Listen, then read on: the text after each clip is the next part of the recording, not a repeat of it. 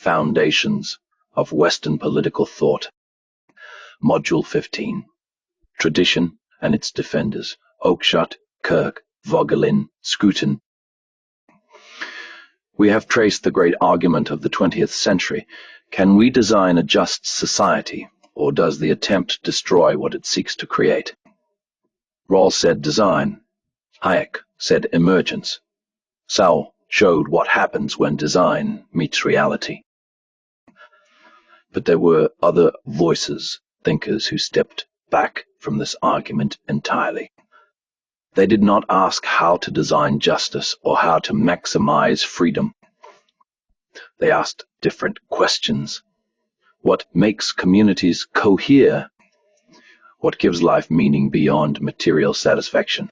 What is lost when tradition dissolves? What happens when politics promises what only religion can deliver? These are the conservative inheritors, not conservative in the sense of resisting change, but in the sense of believing that something precious is being forgotten. They are motivated not by fear of the future, but by love of what has been received. They see themselves as guardians, not of privilege or power, but of the permanent things that make human life worth living. Four figures stand out. Michael Oakeshott, who taught that politics is a conversation, not an engineering project. Russell Kirk, who gave American conservatism intellectual foundations. Eric Voegelin, who warned against the totalitarian temptation hidden in modern ideologies. And Roger Scruton, who defended beauty, home, and belonging against those who despised their own inheritance.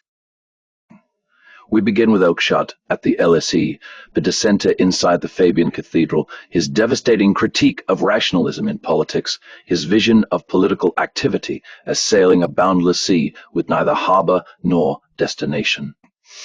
Then Kirk, who gave American conservatism an intellectual pedigree stretching from Burke to Eliot, and who lived his traditionalism in a haunted house in Michigan. Voegelin and his warning against immanentizing the eschaton, the totalitarian temptation to build heaven on earth. Finally, Scruton. Oikophobia, the strange hatred of home and his defense of beauty, settlement, and the sacred against those who would tear them down. By the end you will understand what these thinkers saw that others missed, and what their critics say they failed to see. Michael Oakeshott, The Conversation of Mankind. Michael Oakeshott was born in 1901 in Kent, the son of a civil servant who was also a Fabian socialist. This origin is significant because Oakeshott would spend his career opposing nearly everything the Fabians stood for, though he did it so elegantly that many of them never quite noticed. To understand Oakeshott, you must first understand what he was arguing against. That means understanding the Fabians. The Fabian context.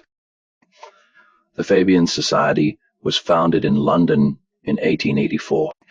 Its members included Sidney and Beatrice Webb, George Bernard Shaw, H.G. Wells, and eventually a substantial portion of the British intellectual establishment. They named themselves after Fabius Maximus, the Roman general who defeated Hannibal not through direct confrontation, but through patient, gradual tactics, delay, maneuver, attrition. The name was a statement of method. The Fabians wanted socialism, but they did not want revolution.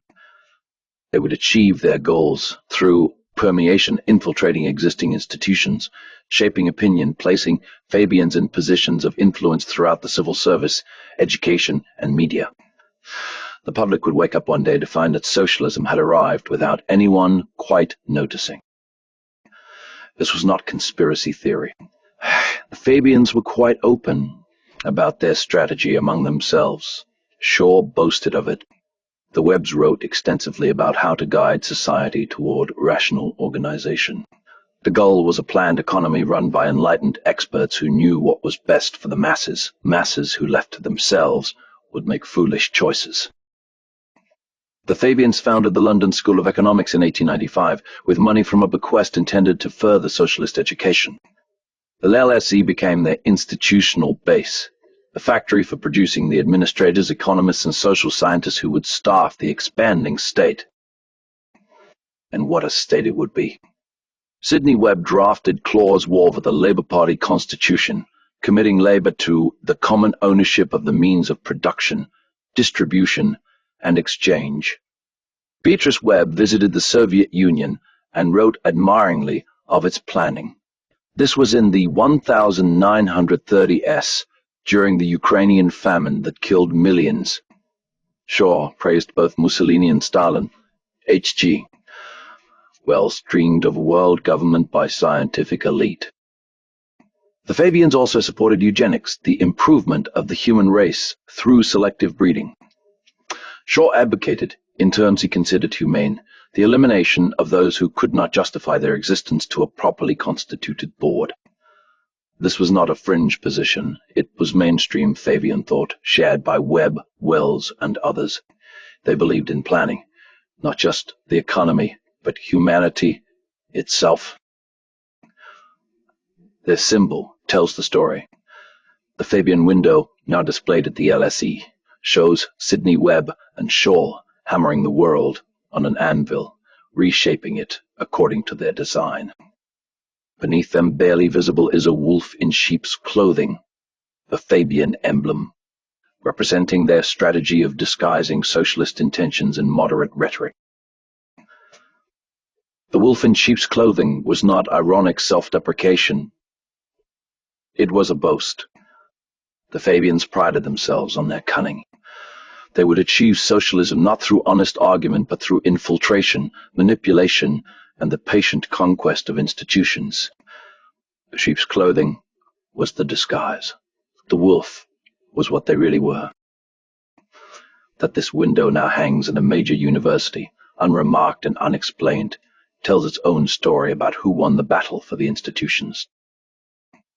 This was the intellectual environment into which Oakeshott stepped when he became Professor of Political Science at LSE in 1951. He was the dissenter inside the cathedral, the critic embedded among the planners. That the Fabians tolerated him may indicate their confidence or their need for a token conservative to prove their broad-mindedness. Either way, Oakeshott used his position to mount a critique of rationalism that struck at the foundations of everything the LSE was built to achieve.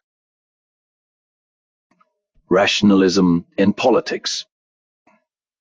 Oakeshott's great essay, Rationalism in Politics, published in 1962, never mentions the Fabians by name. It did not need to.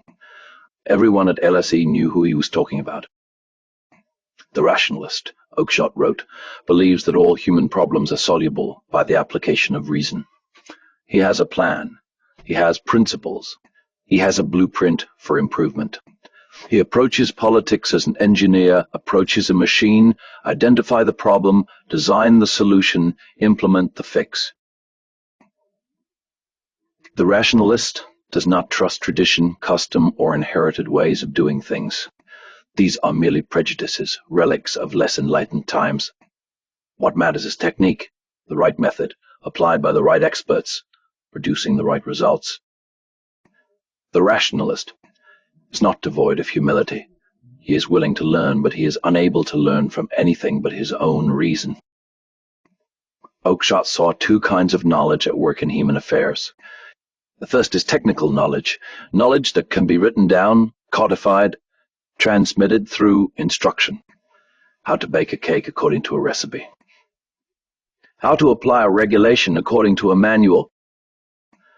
The second is practical knowledge, knowledge that cannot be fully articulated, that exists only in use, that is acquired through experience and apprenticeship. How to actually cook, as opposed to following a recipe. How to exercise judgment when the regulation does not quite fit the case. How to know when to press and when to yield, when to speak and when to stay silent. The rationalist makes a fatal error. He thinks technical knowledge is the only real knowledge, and that practical knowledge is merely technical knowledge that has not yet been made explicit. Give him time, and he will reduce all of politics to a manual. But this cannot be done. Politics is not engineering. It is more like conversation, an ongoing engagement among people with different perspectives, interests, and inheritances. There's no final solution, no blueprint that settles matters once and for all. There is only the endless task of making adjustments, maintaining balances, and keeping the conversation going. In political activity, then, men sail a boundless and bottomless sea. There is neither harbour for shelter nor floor for anchorage, neither starting place nor appointed destination. The enterprise is to keep afloat on an even keel. The conservative disposition. What, then, is the conservative disposition? Oakeshott addressed this directly in his essay, On Being Conservative. It is not a creed or a doctrine. It is a temperament, a way of approaching the world. The conservative prefers the familiar to the unknown, the tried to the untried, the actual to the possible, the limited to the unbounded, the near to the distant, the sufficient to the superabundant, the convenient to the perfect, present laughter to utopian bliss. This is not stupidity or cowardice. It is a recognition that what exists has value, precisely because it exists, because people have arranged their lives around it, because it has been tested by experience, because it is woven into the fabric of expectations and relationships that constitute a society. To change something is to risk losing what was good about it.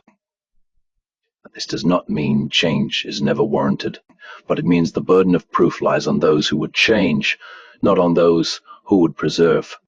And the proof must be concrete, not abstract. It must show that this particular change will improve this particular situation, not that change in general leads to progress in general. Oakeshott was not defending any particular set of institutions. He was describing an attitude, one that could be held by people of very different political views in different circumstances. A conservative disposition is not about what you conserve, but about how you approach the question of conservation. This made Oakeshott difficult for ideologues of all stripes. He would not provide a program. He would not give you 10 principles or a manifesto. He offered only a way of thinking, one that was deeply subversive of the rationalist project that surrounded him at LSE. Russell Kirk, the conservative mind. Across the Atlantic, a young scholar was attempting something different. Russell Kirk wanted to show that conservatism was not mere reaction, not simply the defense of business interests or inherited privilege, but a coherent intellectual tradition with roots as deep as liberalism or socialism. Kirk was born in 1918 in Plymouth, Michigan. His background was modest. His father was a railroad engineer. He studied at Michigan State in Duke, served in the Army during the war, and then went to St. Andrews in Scotland, where he earned what is believed to be the only earned doctorate of letters that university ever awarded to an American. His dissertation became The Conservative Mind from Burke to Eliot, published in 1953. The timing was significant. American conservatism in the early 1950s was in disarray, associated with isolationism, McCarthyism, and naked business interest. It had no intellectual respectability. Liberals dominated the universities, the media, the respectable organs of opinion. Kirk changed that. He traced a continuous tradition of conservative thought from Edmund Burke through John Adams, Walter Scott, Coleridge, Tocqueville, Hawthorne, Disraeli, Newman, and on to T.S. Eliot and other 20th-century figures. He showed that conservatism was not the absence of ideas, but a distinct way of thinking about society, human nature, and the proper limits of politics. The book was a sensation. It gave American conservatives an intellectual pedigree and a sense that they were part of something larger than immediate political controversies. It helped create the conservative movement that would eventually produce Goldwater and Reagan. The 10 Principles. Kirk later distilled his thinking into 10 conservative principles, a summary that has circulated widely and provides an accessible entry into his thought. First, the conservative believes in an enduring moral order. This order is made for man, and man is made for it. Human nature is constant. The principles that govern a good life do not change with fashion. Second, the conservative adheres to custom, convention, and continuity. Old institutions are not arbitrary. They embody the accumulated wisdom of generations. Change should be gradual and respectful of what exists. Third, conservatives believe in prescription, the idea that things established have authority. What has existed for a long time has a presumption in its favor. The burden of proof lies on the innovator. Fourth, prudence is the chief political virtue. Conservatives judge policies by their likely consequences, not by their intentions or their conformity to abstract principles. Politics is the art of the possible, not the implementation of the ideal. Fifth, conservatives pay attention to variety. Human beings are different, societies are different. What works in one place may not work in another. Uniformity imposed from above destroys the diversity that makes life rich. Sixth, human beings are imperfect and imperfectible. No scheme of social organization will eliminate evil, selfishness, or folly. Utopian plans that assume human perfectibility will end in disaster. 7. Freedom and property are closely linked. Economic liberty is a bulwark of political liberty. Those who control your livelihood control you. 8. Conservatives favor voluntary community over involuntary collectivism. The associations that matter, family, church, neighborhood, guild, are not creations of the state but of human beings living together. 9th, power must be restrained. Concentrated power is dangerous, whatever hands it is in. Constitutional limits, checks and balances, the dispersion of authority, these protect liberty better than good intentions. 10th, permanence and change must be reconciled. A society that cannot change cannot survive. A society that changes too rapidly loses its identity. The conservative seeks to balance continuity with adaptation, preserving the permanent things while adjusting to new circumstances. These principles are not a formula. They are a sensibility, a way of approaching political questions that is skeptical of ideology, respectful of tradition, and attentive to the complexity of human affairs. Kirk's influence. Kirk's influence on American conservatism was profound. Before the conservative mind, American conservatives were often dismissed as cranks, reactionaries, or mere shills for business. After it, they had a tradition, a lineage stretching back through great thinkers and statesmen, a body of thought that could stand comparison with liberalism or socialism. Kirk himself became a figure of considerable eccentricity. He lived in an ancestral home in Mecosta, Michigan, which he filled with books and ghosts. He claimed the house was haunted and wrote ghost stories to prove it. He took in homeless wanderers and political refugees. He converted to Catholicism. He refused to drive a car, considering the automobile an instrument of social destruction. His traditionalism was not merely intellectual. He lived it in a crumbling house in a small town surrounded by community and eccentricity, far from the corridors of power. He was a critic of both liberal centralism and capitalist rootlessness. He thought the free market was a fine thing, but not the only thing, and that conservatives who reduced everything to economics had lost their souls.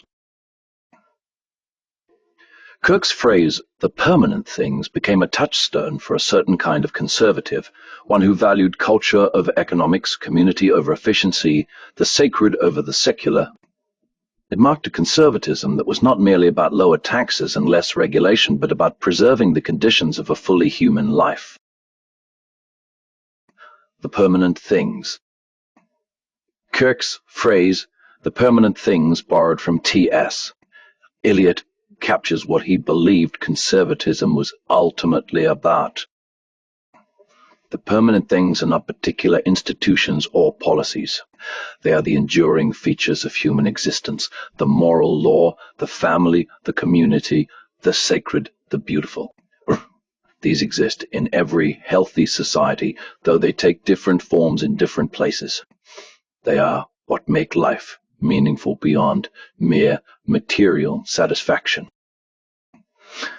Ideology, Kirk argued, is the enemy of the permanent things. An ideology is a system of abstract ideas claiming to explain everything and demanding to reshape everything in its image. Marxism is an ideology, so is radical libertarianism, so is progressivism. Each takes one aspect of human life, class, freedom, equality, and makes it the sole criterion of judgment.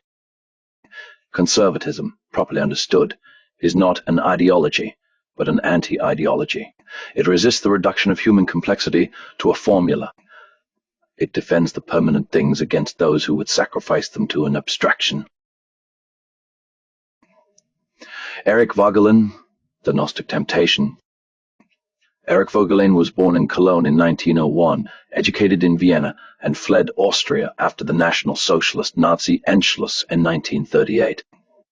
He made his way to the United States, where he taught at Louisiana State University and later at Stanford before returning to Munich in 1958. His work is dense, difficult, and often obscure. He ranged across ancient history, philosophy, religion, and political theory with a scope that intimidates most readers. But one phrase from Voegelin entered popular consciousness, appearing on bumper stickers and in political speeches. Don't immanentize the eschaton. What does this mean? The eschaton, in Christian theology, is the end of history, the final state, the kingdom of God, heaven. It is not of this world. It lies beyond history, after the last judgment, when all accounts are settled and all wounds healed. To immanentize the eschaton is to try to bring it about within history, on earth, through human action. It is to promise heaven here and now, the perfect society, the end of alienation, the final solution to human problems. Voegelin argued that this was the defining temptation of modern politics. The great ideologies of the 20th century Marxism, National Socialism, Progressivism, were not merely political programs. They were political religions offering salvation through politics, demanding the total transformation of human existence. The New Science of Politics. In The New Science of Politics, published in 1952, Voegelin traced this temptation to an ancient heresy, Gnosticism. The original Gnostics were religious movements of late antiquity that believed the material world was evil, created by a force or malevolent god. The true God was distant, spiritual, having nothing to do with this fallen realm. But the Gnostics possessed secret knowledge, gnosis that could liberate them from matter and restore them to the divine. Voegelin saw modern ideologies as a recurrence of this pattern. The modern Gnostic looks at the world and finds it intolerable, unjust, oppressive, alienating. He believes he possesses special knowledge of how to transform it, and he demands revolutionary action to bring about the transformation. The examples are familiar. The Marxist knows that history moves inexorably toward communist utopia, the classless society where alienation ends and humanity is finally free. The National Socialist knows that racial purification will produce the 1,000-year Reich, a world cleansed of degeneracy. The progressive knows that the right policies will bend the arc of history toward justice, a society finally free of bigotry, inequality, and oppression. Each claims special knowledge, each promises final redemption, each demands transformation. In each case, the structure is the same.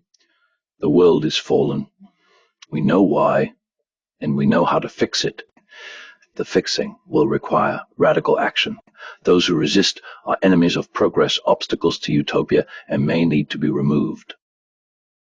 This is why ideological movements become tyrannical. If you are building heaven on earth, anyone who stands in your way is preventing paradise. The stakes are infinite. Therefore, no means are forbidden. The gulag, the concentration camp, the killing field, These are not aberrations but logical conclusions of the Gnostic premise. The antidote. Voegelin's antidote was genuine transcendence, the recognition that perfection is not of this world. Traditional religion places the absolute beyond history. The kingdom of God is not a political program to be implemented, but a hope that orients the soul. This world is not meaningless, but its meaning comes from beyond itself. We are pilgrims, not engineers. This imposes limits on politics. If perfection lies beyond history, then no political program can achieve it. Reform is possible. Improvement is possible. But utopia is not possible, and the attempt to achieve it will produce dystopia instead. Voegelin was not arguing for quietism or political passivity. He was arguing for humility, the recognition that politics cannot deliver what only transcendence can provide. The politician who promises salvation is a fraud. The movement that demands total commitment is a false religion. This insight explains much about the 20th century. The ideologies that promised heaven on earth produced unprecedented hell, and they did so not despite their idealism, but because of it. The higher the goal, the greater the permission to destroy whatever stands in its way. Voegelin's legacy. Voegelin's phrase, immanentize the eschaton, became a kind of conservative shorthand, a warning against utopianism in all its forms. William F. Buckley popularized it, bumper stickers proclaimed it, politicians invoked it. But Voegelin's analysis went deeper than a slogan. He was arguing that the modern world had lost its capacity for genuine transcendence.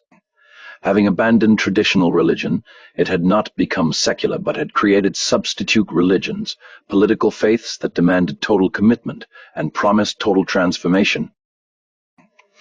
This explains why political arguments in the modern world have a religious intensity. People do not merely disagree about policy, they regard their opponents as evil. This is because the arguments are, at bottom, religious. They concern ultimate values, final purposes, the meaning of existence.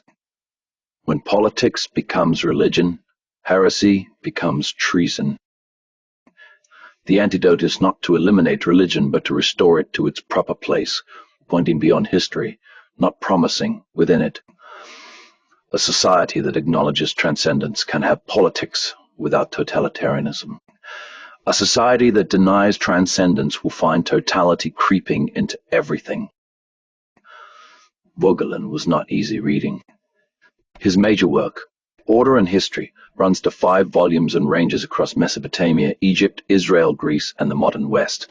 But his core insight is accessible and important. Beware those who promise heaven on earth, for they are preparing hell. Roger Scruton, Love of Home. Roger Scruton was born in 1944 in bustling Thorpe, Lincolnshire, to a working-class family. His father was a teacher, a Labour voter, hostile to pretension. The young Scruton showed intellectual gifts, won a scholarship to Cambridge, and seemed destined for a conventional academic career. Then came 1968. I was a young man in Paris, Scruton later wrote, watching the riots from the balcony of a friend's apartment. The students were tearing up the cobblestones to throw at the police, setting fire to cars, shouting slogans about liberation. And I realized that I was on the other side. The other side was not the police. It was the civilization the students were attacking, the buildings, the traditions, the accumulated culture of centuries. The students were egged on by intellectuals like Herbert Marcuse, who taught that Western civilization was a system of repression and needed to be destroyed. They had no idea what they were destroying, no plan for what would replace it, and no sense of gratitude for what they had inherited. Scruton was radicalized in the opposite direction from his contemporaries.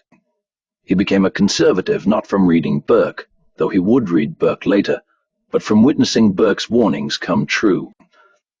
He saw what happens when people despise their own inheritance. They become capable of any destruction. Oikophilia and oikophobia. Scruton's key insight was that conservatism is motivated by love, not fear. He coined the term oikophilia from the Greek oikos, meaning home or household. Oikophilia is the love of home, the natural attachment to one's own place, people, customs, and way of life. It is not hatred of the foreign, but affection for the familiar. It is what makes patriotism possible, and what makes communities cohere. The opposite is oikophobia, the repudiation of home, the sneer at one's own culture, the preference for the distant over the near. Oikophobia is the characteristic vice of intellectuals.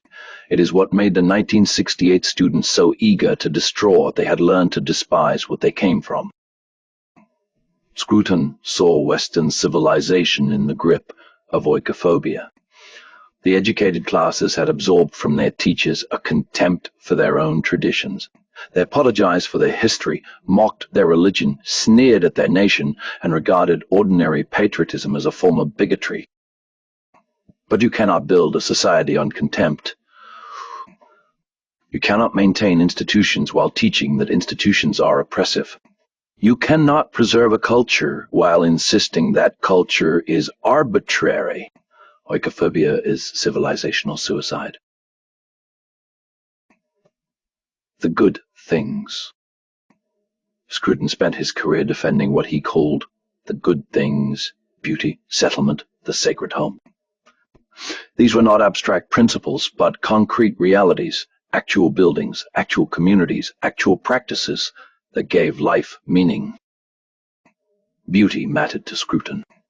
He wrote extensively on aesthetics, on architecture, on music, on wine. He argued that the built environment shapes souls. The ugliness of modern architecture was not merely an aesthetic failure, but a moral one.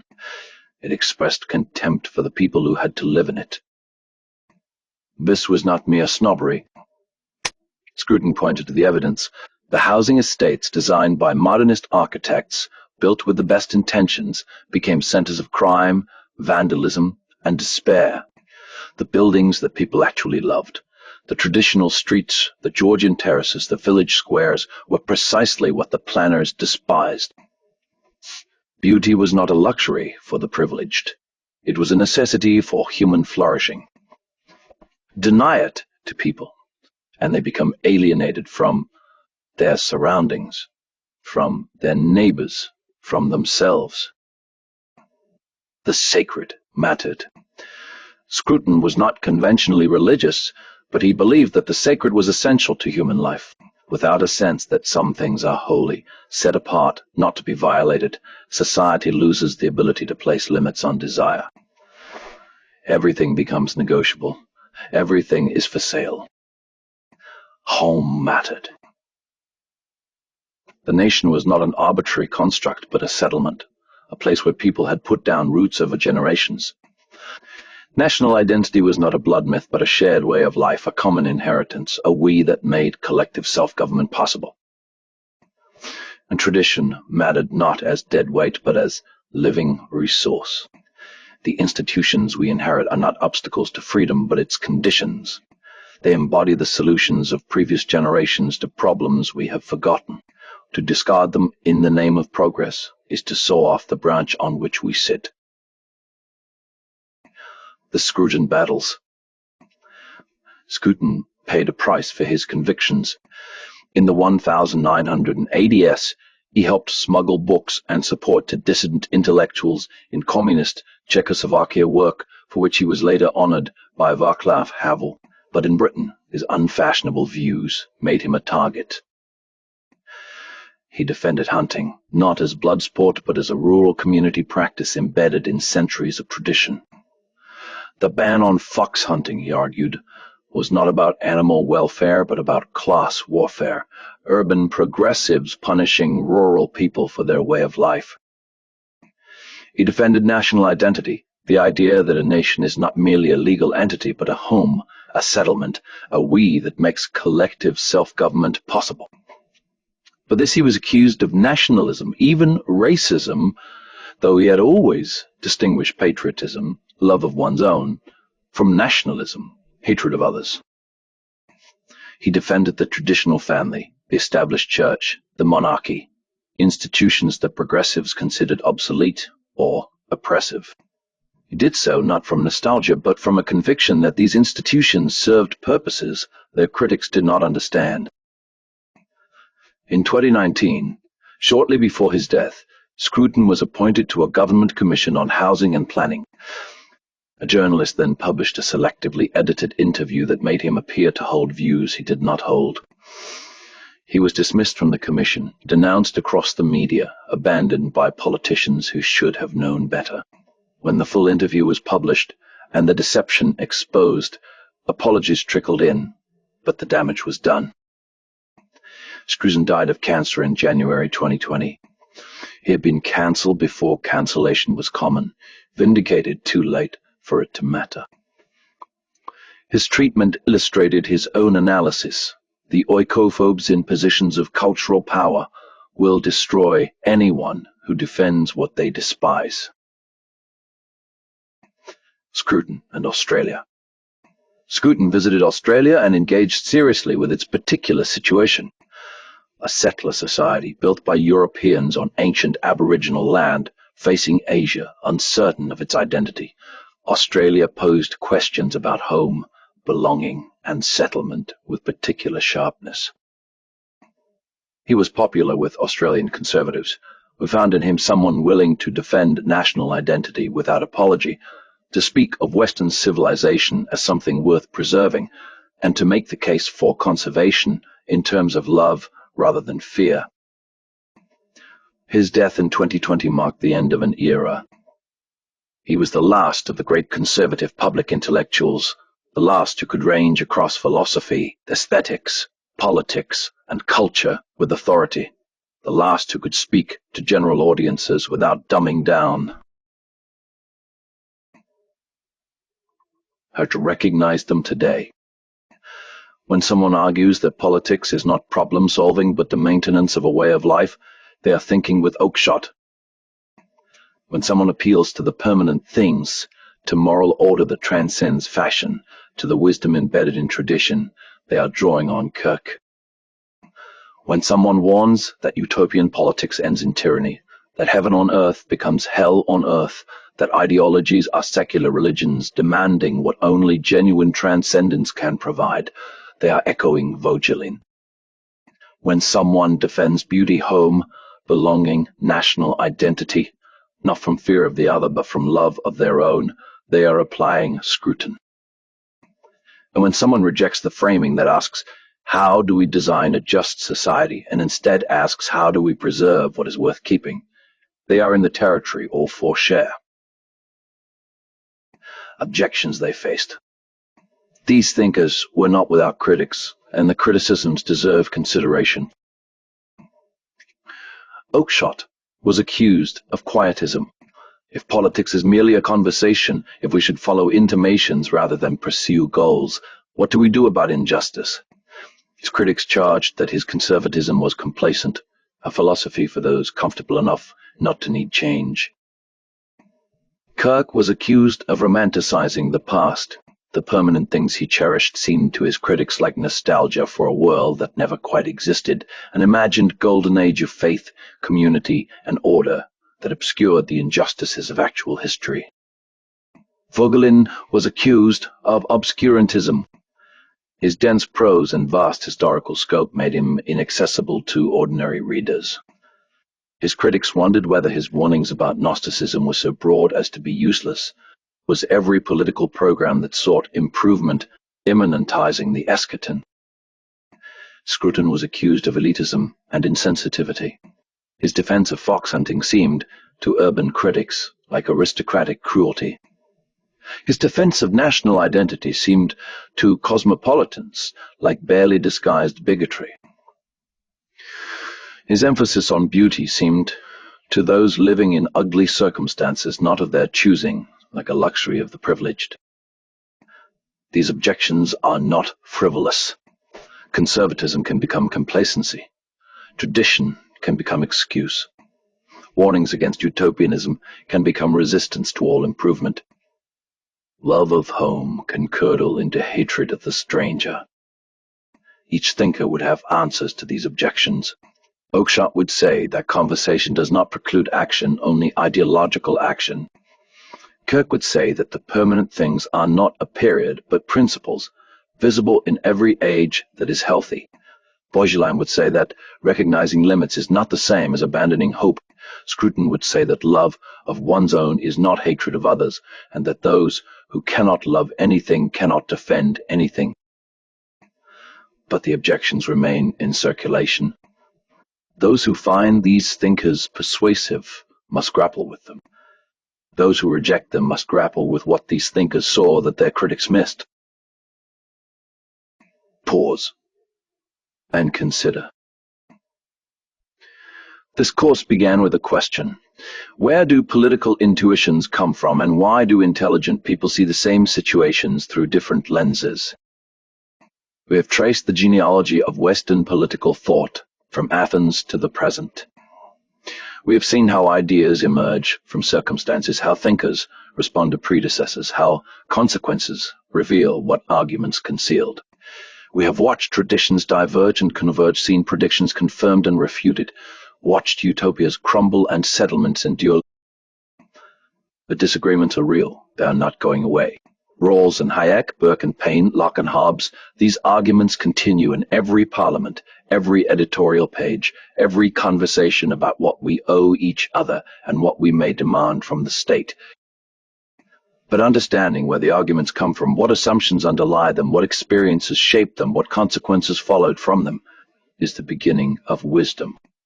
You can now recognize when someone is invoking Locke's natural rights or Burke's prejudice, channeling Rawls's veil or Hayek's knowledge problem, making Voegelin's warning or Scruton's appeal. This will not tell you who is right. That is for you to judge. But it will tell you what the argument is actually about, and that is more than most people know. The owl of Minerva, Hegel said, spreads its wings only with the falling of dusk. Philosophy understands epochs only as they end. We cannot know where our own epoch is heading, but we can know where it came from. And that knowledge, incomplete, contested, always being revised, is the inheritance these thinkers have left us. Use it well. End of Module 15.